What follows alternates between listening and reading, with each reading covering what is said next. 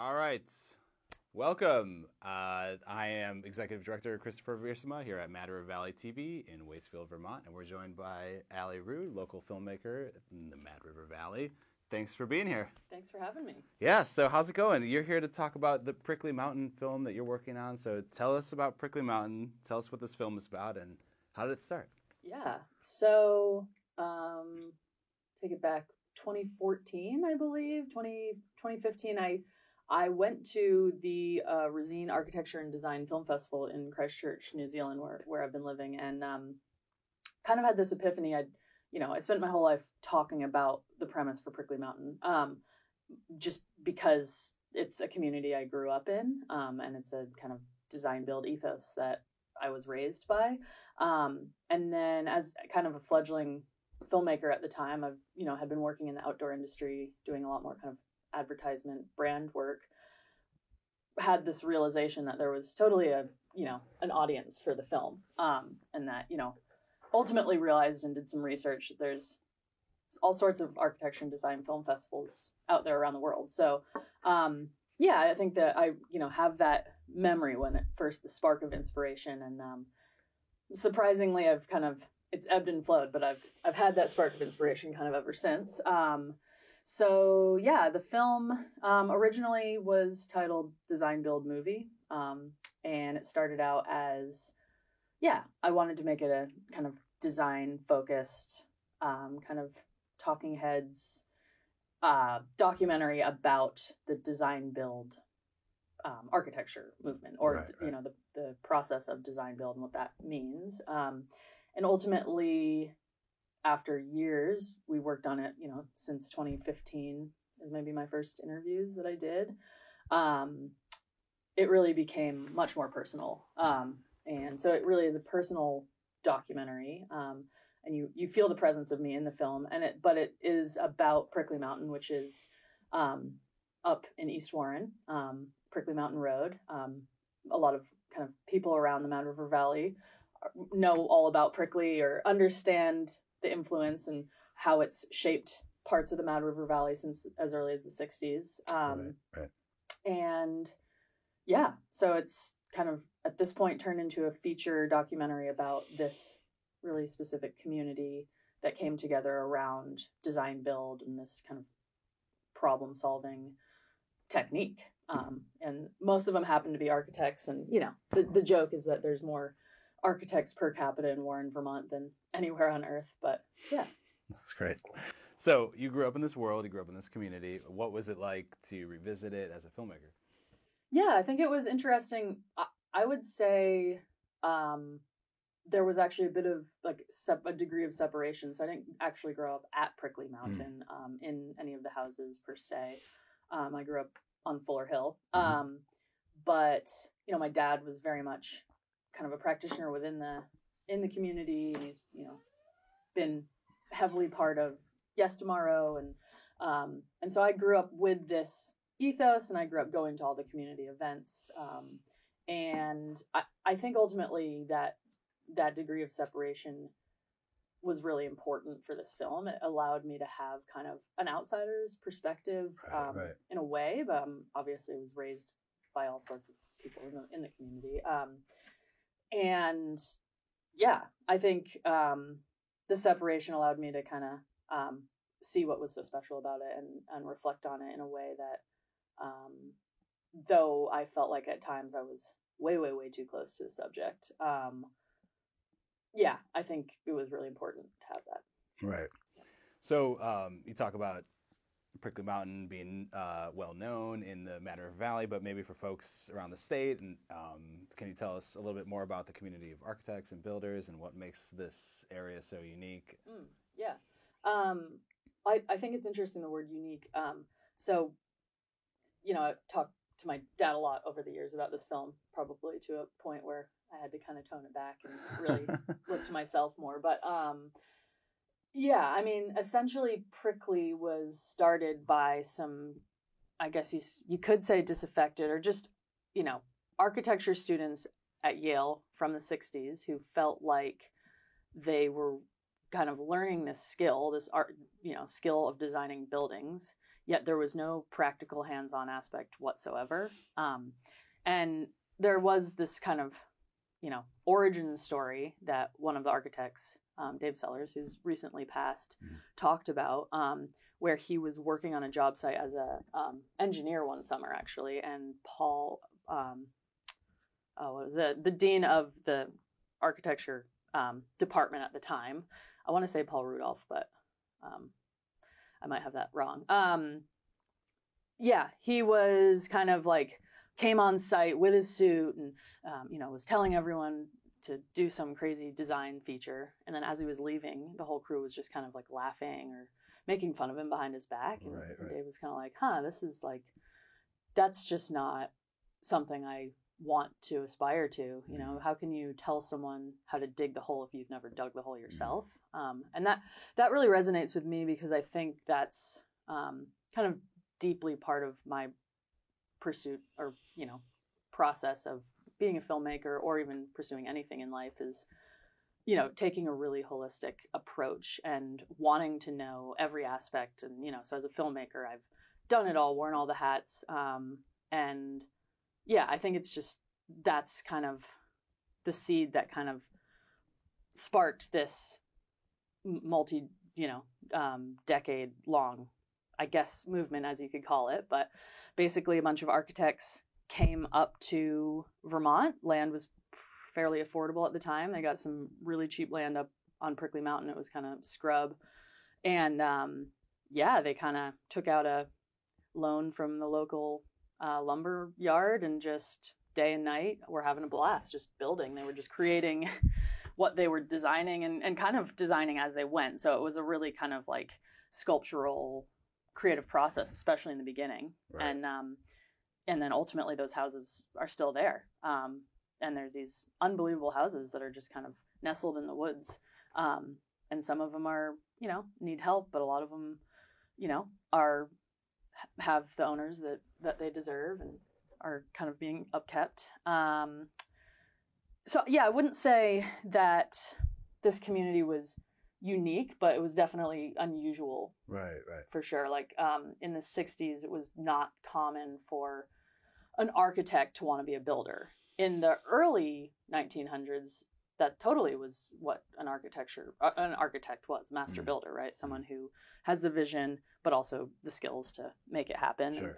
I think it's kind of an interesting thing, because it's not a new concept being a master builder, design build architect. But I think they were part of that energy of bringing it back in the 60s. And then ultimately, it's just decade after decade, you can see that movement's influence, particularly in the Mad River Valley, physically in buildings. So that's kind of why making a documentary made so much sense to me. Yeah, it's such a visual story too. Yeah, and these places are really fascinating to look at too. Yeah, I think of like the triangular and the angles, and it seems like each one of them was just pretty wild. Yeah, so I think part of me initially wanting to do the film was I'm from here, and it felt like I had time and I could kind of cultivate it slowly. But also I just really wanted to get into the houses. A lot of them as a kid, even I saw just from the outside, like, the Tack House, Dimetrodon, I grew up inside, but there's so many wild buildings up there. Yeah. And as a kid, it was pretty fun too, to be around this, what in your case probably felt pretty normal, but it was pretty wild, playful buildings too. Yeah. It felt normal and didn't at the same time. Dimetrodon was where I kind of grew up playing, and God, it was so cool. I was always so excited to go there, because it's like, passageways, and I loved even that, initially it was 5 families that came together and built it, or, pre-families, it was the builders. And and it, it just, I loved how the building itself cultivated this incredible community just by virtue of how it was put together. Right. I love that. So, Cool. So, why do you think this story matters right now? Yeah, I think that's probably the most important question. And over the years, I think it's been shockingly hard to nail it down. I think especially when it was design build movie. Design build is a process or a technique for identifying problems and then figuring out how to fix them. And that's that kind of fundamentally at the core. And I think, there's all sorts of design build practitioners around here that might have different definitions. That one's kind of heavily influenced from my dad, Mac. Yeah. But I think that speaks to kind of how broad reaching this design build ethos can kind of be applied to so much more than just architecture. And you see it at Yes Tomorrow Design Build School, which was kind of came out of this movement here. Just this idea that you have the power within yourself to make a difference. And design build kind of, I think, facilitates or kind of requires of you to not have that perfectionist mindset. It's like a lot of these guys had never built when they started, or Sure. Were studying architecture but maybe didn't finish architecture school, and so they were all in different phases of life. And I think the kind of overarching theme of this movement, if you call it that, is that they were all kind of taking this amateur mindset, Right. and embracing imperfection, embracing process, and just not being so hard on themselves. Yeah. It's like, let's just give it a go. Like Richard Travers, one of the original founders of Dimetrodon. In my film, I love it. He said, just do it. We were saying it before Nike came up with the term, right? And so, I think it's really important right now. I mean, hugely, it's a piece, a rich piece of the history of the Mad River Valley, starting in the 60s and spanning till now, and still. I think there's a lot of people locally who, know about it, but I think, this gives a real space to kind of, tell the story in an hour and a half format, show the houses, show the community. And then, additional to that, just the process of design build is a technique or tool that I hope from the film and from conversations people can understand is, was even in the Valley applied to so much more than just architecture, Right. wind turbines and, the Mad River Rocket. And there were all sorts of different kind of businesses that came out of Sure. this movement that were addressing climate change or, energy crisis, or experimenting with kind of the earliest forms of solar energy. And, Right. Dimetrodon, a huge kind of piece of the puzzle for co-housing. And there's just, it's a cool piece of history that came out of Central Vermont right here. Yeah, that's great. And I think that is an empowering thing to just be able to like do things and not worry about necessarily being perfect or what you're producing so much as just that that it's right for you and you're finding solutions for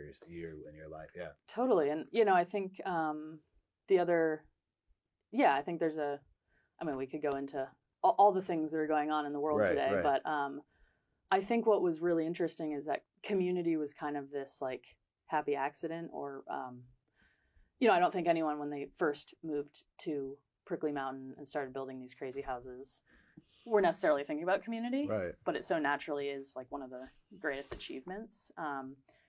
And so, I think it's been an interesting journey making a film about community when that wasn't, it was kind of, the story we've made has probably always been the story in my mind, but I kind of always thought it was going to be about this technique and the process. And Sure. It's like, but what's the story behind that? And and I hope, it does address things of, community and feelings of loneliness, or, people having this perfectionist sort of mindset and being too scared to even take the first step Sure. towards anything. So it's great. It can totally be a way of addressing climate change or just larger systemic problems that feel like I could never possibly be part of the solution. It's like, it's ultimately design build is design thinking, right? It's using design as a way to kind of globally problem solve. So Right. That's great. Yeah. So what stage is the film at now, and how can people help? Yeah. So I've been at it, as I mentioned, for over 8 years.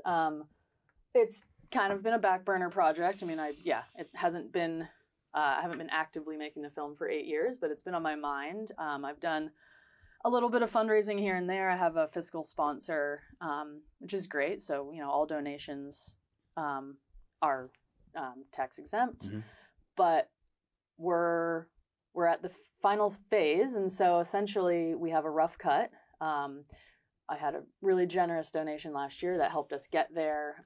My editor is based in Christchurch, Oliver, and he's been with me since the beginning pretty much. So it's been really great. And yeah, so we're unofficially into 2 architecture and design film festivals.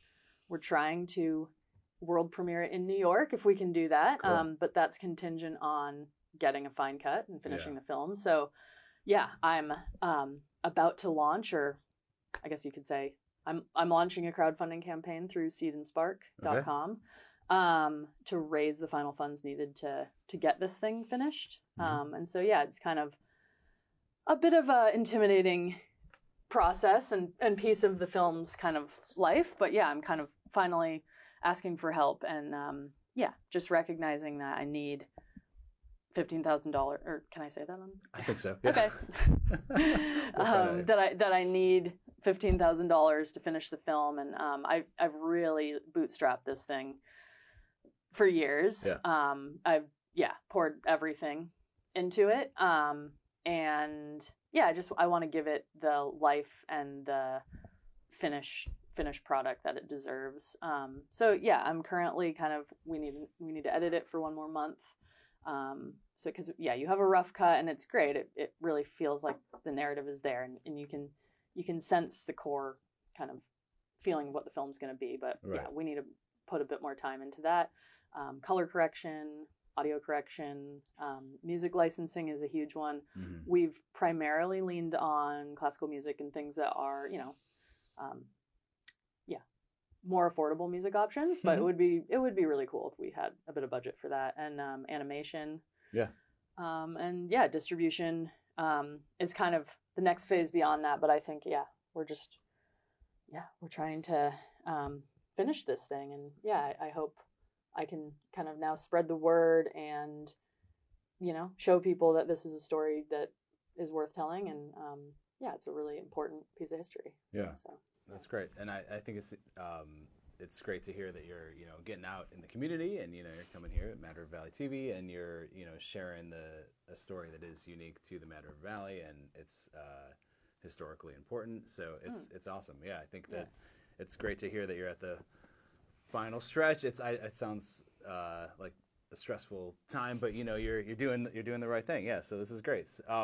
And you mentioned music and animation. I think one question I had stylistically watching the film, I really like, the use of there's some drawing involved, and especially I feel like that was nicely juxtaposed with all of the old photographs, right? You have a great collection of archived photographs, so maybe you can speak to some of the stylistic choices too. Yeah, so you have the photographs, the drawing, animation. Yeah, I had a really awesome, fun chat with my editor recently because, obviously as funds dry up, we take a break, and he's a film professor at the University of Canterbury, so it's great. And yeah, it was a really exciting conversation because I've booked him for July. Whatever happens with the crowdfunding thing, the film needs to finish. I think we can get there. But yeah, we were talking about, when do we start the animation process? It's now, we want to start it now. But I think a huge piece of it is kind of this patchwork. I have archival photos and footage, and then I've got, footage of that I took 8 years ago, which is probably not the most, I'm not the most proud of that footage anymore, but it's part of this history. And home movies? Yeah, we got home movies in there. And I think we always kind of thought that it would have this overhead projector feel. Okay. So, a lot of the writing and hand drawing, I think making it feel like, giving it the feeling of what the movement is. Right, and it's a real hand touched thing. And I think tying it together with, working with an animator. To be honest, though, it's not going to be fancy animation. It'll just be hand drawing, and and you get sound effects to sound like a marker is like pointing to things. And it's just really, it was cool to think about that. And I think sometimes it can feel overwhelming as you're like, oh my God, I'm not an animator. I dabble, as a filmmaker, you dabble in it, but it's like, how do we start planning for this and what is it? And I sometimes get a little bit lofty, and then it gives me, then it's like, oh my God, where do we start? And Oliver kind of brought it back down. He's just like, it's just going to be, we just need someone who can do hand drawings, and then we'll overlay it. And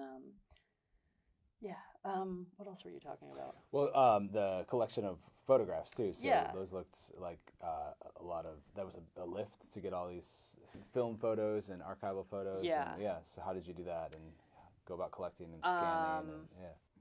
My friend Miles in Burlington was really, really awesome. He helped me digitize all the VHS videos, which was huge. Some of it was Super 8. I would have loved to have collected more video footage, especially because I think at one point it did exist. But it was a really kind of big process of collecting slides, scanning them, going to people's houses last year. I spent a lot of time going through people's photo albums, taking the photos out and scanning them. I mean, just physically doing it myself. And that's a big thing, when you don't have budget and you're an independent filmmaker. I think over time I've realized I'm on the right path. I'm doing exactly what a lot of independent filmmakers do, but you're kind of wearing a lot of hats. And I would have loved to have like an intern help me, but it was so personal too, because I was going to people's houses and it was real kind of like, oh, this person's available right now. Okay, I'll go there. Right. I think lots of archival footage makes it hard to figure out how does that all come together. There was another component, which is that the Prickly community does a 4th of July float every year. And so in 2017, I filmed the entire process of that, which it's a short amount of time. The idea is it's like they basically come up with the idea and then have 3 days to build it before the 4th. I sat with that footage for a long time. How does that fit in? How do we create a film about a community over 5 decades? How do you incorporate a design build school into that piece? But there was a Bob Villa show that happened in the 80s or 90s about Yes Tomorrow, and they gave me the right stuff. So, I didn't have to pay for licensing on that because, just told them what this was about, and they supported that. That's so cool. So, I think, what does animation look like on the photos? Maybe a little bit of movement or kind of parallax, something to bring the images to life. But, I don't think it's going to be much different, honestly, than kind of what the rough cut's showing. So great, that's cool. So okay, a couple more questions. You've been working on this for nearly a decade. What's kept you going? What is probably kind of fundamentally knowing that this story is really important and needs to be told. And for better or worse, I probably am the right person to do it. I mean, I'd love it. I think there were times definitely when I wanted to walk away, but I think I had this spurt of energy originally, and I did like 50 interviews with people all over the Valley, mostly practitioners. My editor said it was a bit of a collection of hero worshiping interviews, in the sense of I didn't have a lot of counter argument or anything. I was just, I think, realized, Barry Simpson had passed away right before I started filming. And I just recognized that, these people are getting older, and I, it's a huge piece of why I love documentary filmmaking is collecting history and getting to have these awesome conversations with people. And so, I think in like a 2-month span, legitimately did that many interviews, filmed the houses a little bit, didn't know at all what I was doing. And then I shelved it, but I think kind of kept thinking about it. And I'm currently reading a book called Big Magic by Elizabeth Gilbert, which is, it's kind of, a nonfiction film about the creative process because she's a writer. And I think that book has made me really think about, I got this big idea and it's kind of, I wouldn't say it's possessed me, but it's consumed me. I kind of recognized that it was a good idea and I kept moving forward. Right. And then you get to a certain point where you're like, well, I can't give up now. Right. And yeah, would have loved to finish it sooner, but budgetary constraints were a huge piece of the puzzle. So yeah, I kind of just leaned into that, and I think giving myself the time has made it a richer and better film ultimately, and kind of mirrors this idea. I don't know who coined it, but I was interviewing, I think, Danny Sagan for the film, who he plays a large role in the film. He likes to call design build the slow build movement. Mm-hmm. So yeah, it's kind of reminiscent of the slow food movement, but it's this idea of, giving yourself time to make a creative choice, to do something and then sit with it and then move forward. And that's hugely been the process of this film is, taking a step back. Okay, I don't have budget. I'm going to shelf it for 6 months, come back to it. And, in the process as well, it's been this amazing opportunity to reconnect with my family because I've lived so far away for so many years. Mm-hmm. I was the classic Valley kid. I grew up here. I went to Warren Elementary in Harwood, and then I went to Green Mountain Valley School. And at 18, really wanted to get out and left and talked about Prickly or design build or the Mad River Valley a lot, over the years with friends. I'm always describing it. And I think a lot of the kids from Prickly would, have the same experience. Yeah. They wrote their college essays about it. It's an out of the ordinary kind of way to grow up. And I think that was a huge kind of original goal with the film, was like, oh, this is an opportunity to have kind of a job that brings me back and reconnect with my family. And over the years, I've really reconnected with the Valley, and I ended up being a Yes Tomorrow client myself and building a house here. And that's awesome. Yeah, now I'm here. That's so cool. Yeah. So what's your dream for this film? Who do you hope sees it, and what do you hope they take away? Yeah, I think I've always had a really specific idea of my audience, which has been maybe the biggest guiding star. And I think it's funny, over the years I've really grown as a filmmaker. I've really kind of am part of a filmmaking community now, but I've been to a lot of events that talk about, like, a lot of filmmakers don't have audience in mind when they're making a film. Mm-hmm. And then it's almost an afterthought, but it really needs to be there from the beginning. And that's been helpful because, I think my audience is architecture students, people who love design, architects, right. But hugely folks who, I think, I don't know, I'm skewed and I'm also not an architect, but to me, I kind of can't imagine being an architect and not being a part of the building process in some way, shape, or form. And I kind of talked about that, is this kind of idea that, potentially the audience is architects who maybe have always wanted to be part of that process, but don't know where to begin, or are intrigued with this idea, but don't necessarily want to be a registered builder or something like that. Yeah. So, that's kind of the, people going to architecture and design film festivals, but then more broadly, it really is about community, and it's about, it's about just like a unique, interesting community and what that looks like. And it's, we kept it really localized. There were times when I was like, do I interview design build practitioners in Chile and in France? Because it was going on around the world in the 60s. But we really honed it in and kept it about Prickly Mountain in particular. And I think that's kind of always been the goal. So I hope I can keep it, distribute it in a way that people can see, the people who want to see it can see it. And I had one other thought, but anyway. Well, so that's great, and I wanted to thank you for being here and ask where can folks find out more if they want to learn about the film, see a trailer, learn more how they can contribute, and you're doing some events in the area. So where do they go? So we're launching a Seed and Spark campaign, as I mentioned. So that link will be on kind of all social channels on our website. So the website is pricklymountainfilm.com. Okay. Our Instagram is Prickly Mountain Film. My personal website is allieruudfilms.com.